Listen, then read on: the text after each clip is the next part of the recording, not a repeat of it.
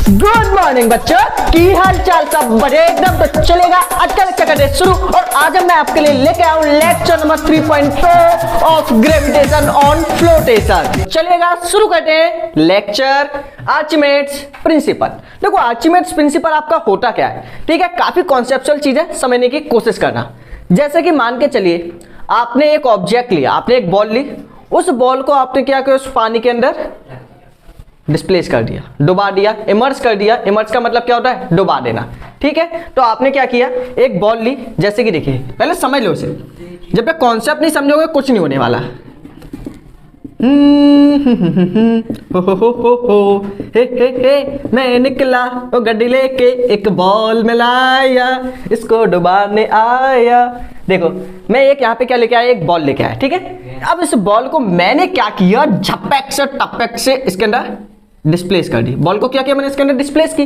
अब आप देखोगे कि जैसे आप उस बॉल को उसके अंदर क्या करोगे, डिस्प्लेस करोगे, सॉरी डिस्प्लेस नहीं, इमर्स करोगे। इमर्स का मतलब क्या होगा, डुबाना। तो जैसे ही आप इस बॉल को इसके अंदर डुबाओगे तो पहले पानी का लेवल कहाँ पे था, लिक्विड का जो लेवल था वो कहाँ पे था, यहाँ पे। जैसे ही आपने उसको इमर्स किया, उसका जो लेवल है वो कहाँ हो जाएगा, ऊपर हो जाएगा। या फिर सिंपल सा एक एक्सपेरिमेंट देखो कि यहाँ से क्या पानी निकलने की जगह है, तो यहाँ से क्या होगा, कुछ पानी आपका निकल के कहाँ पे आ जाएगा, इस साइड आ जाएगा। आएगा कि नहीं बताओ, होगा कि नहीं। जब आप एक बॉल को इस बाल्टी के अंदर इमर्स करोगे तो कुछ लिक्विड की क्वांटिटी आपकी डिस्प्लेस हो जाएगी from this beaker into this beaker. मतलब इस बीकर से पानी कहां पे आ जाएगा, इस वाले बीकर में। देखो आपने एक्सपेरिमेंट क्या किया, बॉल ली, बॉल को आपने किसी भी बकेट वगैरह में फुल है पानी के साथ इमर्स किया, तो आप देखोगे कि उसका लेवल है वो कहां पे आएगा, हल्का सा ऊपर। पता कितने बच्चों ने ये चीज एक्सपीरियंस किया कि नहीं, हल्का सा लेवल ऊपर आएगा या नहीं, ठीक है। यहीं पे आपने क्या कर दिया, होल कर दिया। जब होल कर दिया तो पानी निकल के कहां पे आ जाएगा, यहां पे आ जाएगा, ठीक है। तो यही था आपका आर्चिमेड्स प्रिंसिपल। अब देखो इसने क्या बोला, when a body is immerse partially और कंप्लीटली। आपके पास एक बॉडी है, कोई भी ऑब्जेक्ट है, उसको आपने क्या किया, इमर्स किया। इमर्स का मतलब क्या होगा, डुबाना, ठीक है। पार्शियली का मतलब आधा। जैसे कि मान लो ये आपका ग्लास है, ये क्या आपका ग्लास है, ठीक है। इस मार्कर को मैंने इसके अंदर इमर्स किया। अगर इसको मैंने हाफ इमर्स किया तो इसे क्या बोलेंगे, पार्शियली। अगर मैंने मार्कर को या फिर किसी भी बॉडी या फिर किसी भी ऑब्जेक्ट को हाफ इमर्स किया है या फिर थोड़ा सा इमर्स किया है तो उसे क्या बोलोगे, पार्शियली। अगर मैंने इसे कंप्लीटली इमर्स कर दिया, कचक घुस जाना, ठीक है, कंप्लीटली इमर्स कर दिया तो इसे क्या बोलोगे, कंप्लीटली बोलोगे, सिंपल, ठीक है। तो यहां पे क्या बोला गया आपसे, when a body is immersed partially और completely in a liquid। जब भी आप किसी भी ऑब्जेक्ट को थोड़ा सा या फिर पूरा पानी के अंदर या फिर किसी भी लिक्विड के अंदर इमर्स करोगे तो होगा क्या, क्या होगा, यही तो बोला था आर्चिमेड्स ने। और बोला ही क्या था, इन्होंने बोला इट एक्सपीरियंस अ फोर्स। जैसे आप किसी चीज को पानी के अंदर ले जाने की कोशिश करोगे तो आपको क्या एक्सपीरियंस होगी, कि नीचे से कोई इसको ऊपर उठाने की कोशिश कर जाए। जैसे कि आप क्या करना, नहाते समय, ठीक है, सुबह सुबह का टाइम है, आप जा रहे हो नहाने के लिए, नहाते नहाते सामने आपकी ठंडे पानी की बाल्टी रखी हुई है, सर्दियों का दिन है, ठीक है। अब आपके सामने खूब कड़ाके की सर्दी पड़ रही है, सामने रखी हुई है ठंडे पानी की बाल्टी। आपने क्या लिया, आप नहाओगे तो है नहीं, ऐसी पोंछा मार के आ जाओगे, सर्दियों में कौन नहाएगा भाई, सही बात ना। तो आपने एक एक्सपेरिमेंट करके देखा, चलो आपने सोचा चलो भाई केमिस्ट्री वाला ने बताया था एक एक्सपेरिमेंट ही कर लो। दिक्कत कहाँ आ रही है, जब एक्सपेरिमेंट अपने पास आ रही है। देखो तो आपने क्या किया, एक मग लिया, उस मग को उस बाल्टी के अंदर डुबाने की कोशिश की, इमर्स करने की कोशिश की। तो जब आप उस मग को या फिर मग्गे को इमर्स करने की कोशिश करोगे तो होगा क्या, आपको ऐसा लगेगा कि कोई नीचे से क्या कर रहा है, ऊपर की साइड में एक फोर्स लगा रहा है। क्या लगेगा आपको, कि नीचे से क्या कर रहा है, कोई ऊपर की डायरेक्शन में क्या लगा रहा है, आपका एक फोर्स लगा रहा है, जिसकी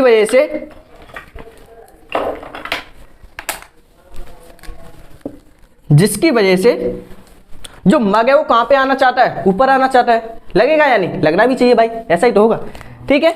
तो आपको ऐसा लगेगा कि नीचे से क्या लगा रहा है, कोई ऊपर की डायरेक्शन में फोर्स लगा रहा है, कि मग आपका कहां पे आना चाह रहा है, ऊपर आना चाह रहा है, ठीक है। तो यहां पे भी वही केस हुआ, जब किसी बॉडी को आप किसी लिक्विड के अंदर इमर्स करोगे तो it experience an upward force. तो उस पर एक अपवर्ड फोर्स लगेगी, क्या लगेगी, एक ऊपर के डायरेक्शन में क्या लगेगी, एक अपवर्ड फोर्स। इस फोर्स का मैंने एक नाम बताया था, कितने बच्चों को आता है भाई, जबरदस्त तरीके से कमेंट सेक्शन में छाप देना।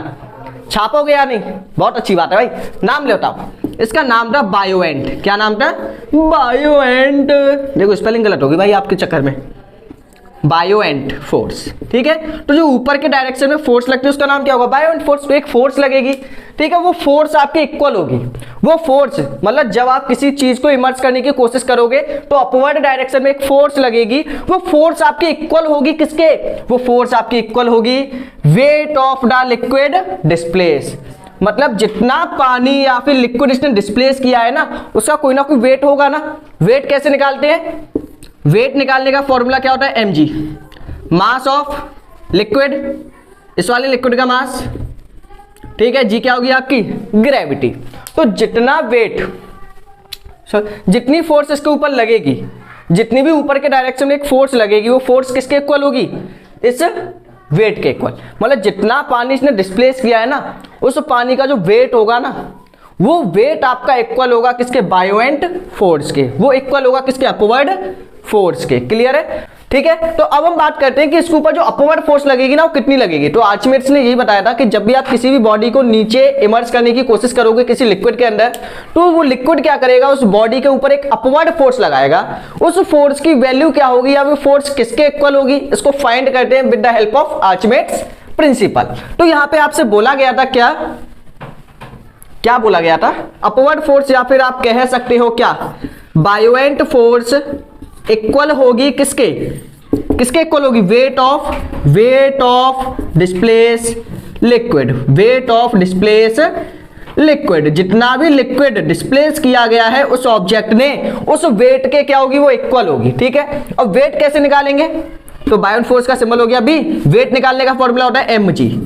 m क्या होगा यहाँ पे, मास। ये मास किसका होगा, मास ऑफ डिस्प्लेस लिक्विड। क्या होगा ये, मास ऑफ डिस्प्लेस लिक्विड। देखो आज का लेक्चर मैं आपको बता दूं काफी समझने वाला है। अगर आप ध्यान से नहीं देखोगे, आप खुद समझने की कोशिश नहीं करोगे, दुनिया की कोई भी ताकत आपको नहीं सिखा सकती। सिंपल सी बात है, आपको खुद थोड़ा सा सेल्फ मेहनत करनी पड़ेगी तभी आप इस चीज को सीख सकते हो, ठीक है। थोड़ा सा इसमें आपके 11th के टॉपिक भी आएंगे जो आप 11 में जाके पढ़ोगे, लेकिन मैं आपको कुछ टॉपिक अभी बताऊंगा क्योंकि आपके कुछ एनसीईआरटी क्वेश्चन है जो इसके ऊपर डिपेंड है, एनसीईआरटी एग्जाम्पलर है हो। अब देखो बाद में तो सीखना ही है, पहले सीख लो क्या प्रॉब्लम है। जब आपने बनाई लिया, ठान लिया है कि मेरे को कुछ अच्छा करना है, तो आज से शुरू कर दो ना।